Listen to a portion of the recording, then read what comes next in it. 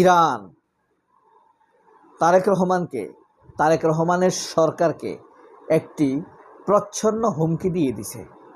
এই কথা আপনি স্পষ্ট আমি আপনাকে পড়ে শোনাবো। আচ্ছা, আপনাকে একটা প্রশ্ন করি, আপনি যে শুনছেন, ইরান কেন বাংলাদেশকে এরকম একটা হুমকি দিল? বলেছে আমরা মনে রাখব। এটা কি কূটনৈতিক ভাষায়? এটা কিন্তু খুব কঠিন ভাষা। কূটনৈতিক ভাষায় যখন কথা বলে তখন কিন্তু ঠোঁটের কোণায় হাসি রেখে কথা বলে, খুব কঠিন কথা নরম করে বলে দেয়।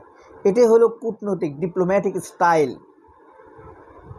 এখন এই যে এর মধ্যে এটা আপনাদেরকে শোনাবো আমি, যে ইরানের রাষ্ট্রদূত কি বলেছে। ফ্যাক্ট হলো আরেকটা। আপনাকে যদি প্রশ্ন করি, তারেক রহমান যে পররাষ্ট্রনীতি অনুসরণ করছেন, তিনি কি ভারত ইসরায়েলের স্টাইলে পররাষ্ট্রনীতি অনুসরণ করছেন? ভারত এবং ইসরায়েল অন্যান্য রাষ্ট্রগুলোর সাথে যে নীতি অবলম্বন করে, তারেক রহমানও কি সেই নীতির উপরে আছেন? এই প্রশ্ন কেন আসলো, সেই উত্তর তো পাবেন যখন পড়ে শোনাবো। যেই জিয়াউর রহমান ইরান যুদ্ধ থামাতে বিরাট এক ভূমিকা রেখে গেছেন, সেই জিয়াউর রহমানের ছেলে তারেক রহমান ইরানে যে হামলা হয়েছে তার জন্য নিন্দা জানায় নাই। ইরান বলেছে আমরা তো সাহায্য চাই না, আমরা সমর্থন চাই। আমরা কারো সাহায্য আমাদের দরকার নাই, আমরা শুধু সমর্থন চাই। আরও একটা এর প্রেক্ষিতে গতকাল বাংলাদেশের জাহাজ জয়যাত্রাকে খালি হাতে ফেরত পাঠিয়ে দিয়েছে ইরান, খালি ফেরত পাঠিয়ে দিয়েছে। এটা কি তারেক রহমানের কূটনৈতিক দুর্বলতা না? পররাষ্ট্রনীতির ক্ষেত্রে ব্যাপক ঘাটতি নয়? অ্যাক্সিডেন্টাল প্রাইম মিনিস্টার খলিলের ব্যর্থতা নয়? আপনি হয়তো বলবেন আমি খলিলুর রহমানকে কেন অ্যাক্সিডেন্টাল ফরেন মিনিস্টার বলছি, যে দুর্ঘটনাক্রমে ছিল ইউনূসের উপদেষ্টা। এরপরে বিএনপি তার পদত্যাগ চাইল। ইউনূস সরকারের বিদায়ের পর দেখা গেল যে সেই খলিল হয়ে গেল বিএনপির পররাষ্ট্রমন্ত্রী। এই এমপিও হয় নাই, টেকনোক্র্যাট কোটায়। অর্থাৎ এই কারণে এটাকে আমি অ্যাক্সিডেন্টাল, ঘটনাক্রমে হয়ে গেছে আর কি। তারেক রহমানের প্রধানমন্ত্রী হওয়াটাও অনেকটা অ্যাক্সিডেন্টাল, ডোন্ট মাইন্ড ইট। আমি আপনাদেরকে ইরানের রাষ্ট্রদূতের সাক্ষাৎকারটা সামান্য পড়ে শোনাই, যদি মনোযোগ দিয়ে একটু শোনেন। চ্যানেল ওয়ানকে তিনি একটা সাক্ষাৎকার দিয়েছেন। রাষ্ট্রদূত যে কথা বলেছেন সেটা যদি আপনি শুনে থাকেন তাহলে বুঝতে পারবেন। তিনি বলেছেন যে এটা বাংলাদেশের জন্য এক রক্তহীন করা সিচুয়েশান, খুব খারাপ একটা সিচুয়েশান বাংলাদেশের জন্য।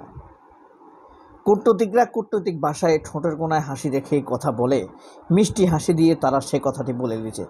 ইরানের রাষ্ট্রদূত জালিল রাহিমি জাহানাবাদী বলেছেন এই যুদ্ধ একদিন শেষ হয়ে যাবে, এটা নিশ্চিত।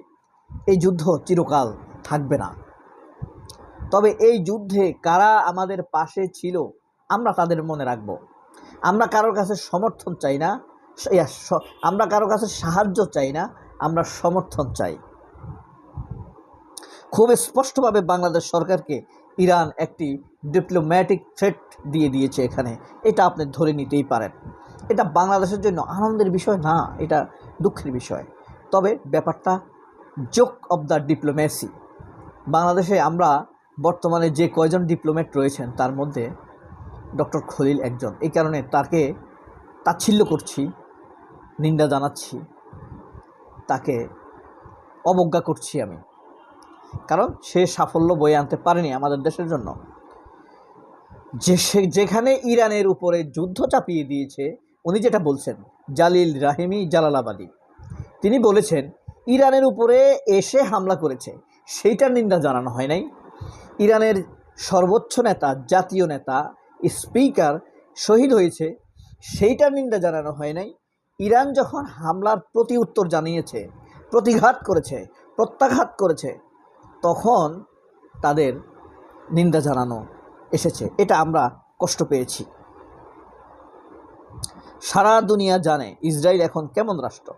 ইউরোপিয়ানরা যারা ইসরায়েলকে জন্ম দিয়েছে তারা পর্যন্ত ইসরায়েলের নিন্দা জানাচ্ছে, কিন্তু বাংলাদেশ তা পারল না।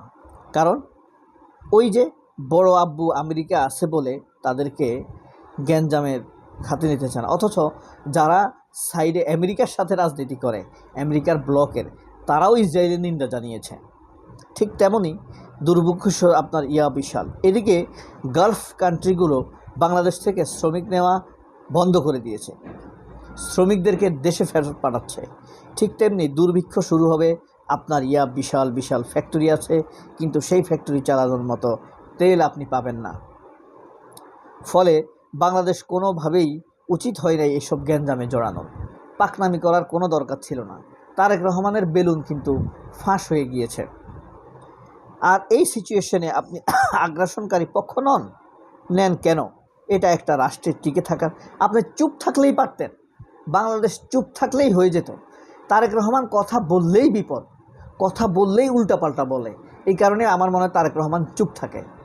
এই যে একবার বলেছে 79 সালে বাসানি এসে আমাদেরকে ধানের শীষ প্রতীক দিয়ে গিয়েছেন, অথচ বাসানি মারা গেছেন 66 সালে, 76 সালে। ভুল তথ্য দিয়ে দিল না, বললেই ভুল। এই খলিলুর রহমান চুপ থাকতে পারত। রাশিয়া ইউক্রেন যুদ্ধ যখন শুরু হয়েছে, ইউরোপ আমেরিকার প্রচণ্ড চাপ ছিল ভারতের উপর। ভারত যেন এই আগ্রাসনের নিন্দা জানায়, ভারত জানায় নাই। মোদি যখন কয়েক মাসের জন্য বোবা হয়ে গেছিল, জাস্ট মুখে রীতিমতো কুলুপ এঁটে বসেছিল, জাতিসংঘ রাশিয়ার বিরুদ্ধে যতগুলো প্রস্তাব আসছে ভারত ভোটদানে বিরত থেকেছে। ফলে বাংলাদেশের পররাষ্ট্রমন্ত্রী যদি নিন্দা জানাইতে চায়, সব অপরাধের নিন্দা জানানোটাই নিয়ম। আর যদি কোনো পক্ষে বড় আব্বু থাকে যার নিন্দা জানানোর হ্যাডম নাই, তাইলে চুপ থাকাই ভালো। খলিল চুপ থাকলেই তো হতো, তারেক রহমানের মতো। তারেক রহমান যেমন বললেই ভুল বলে, এই কারণে বলে না, চুপ থাকে। খলিল সেটা করলেই হতো। এই দুনিয়ার কোনো পররাষ্ট্রনীতির কাতারে পড়ে না। আমার কাছে এটা ডেসক্রাইব করার মতো কোনো শব্দ আসলে নাই, লিখে রাখছিলাম আমি। একটা দেশের প্রধান নেতাকে দিন দুপুরে গুন্ডার মতো আপনি মেরে ফেলেছেন, আপনি নিন্দা জানান নাই, তাই না? এটা কোনো কথা? নিন্দা জানানোটা আপনার উচিত ছিল। ডক্টর খলিল কেন এমনটি করলেন, আমাদের দেশকে দীর্ঘমেয়াদী বিপদে ফেলে দিলেন, তা খুবই দুঃখজনক। তবে এখানে কয়েকটা বিষয় বলি, সেটা হলো, ধরেন এই যে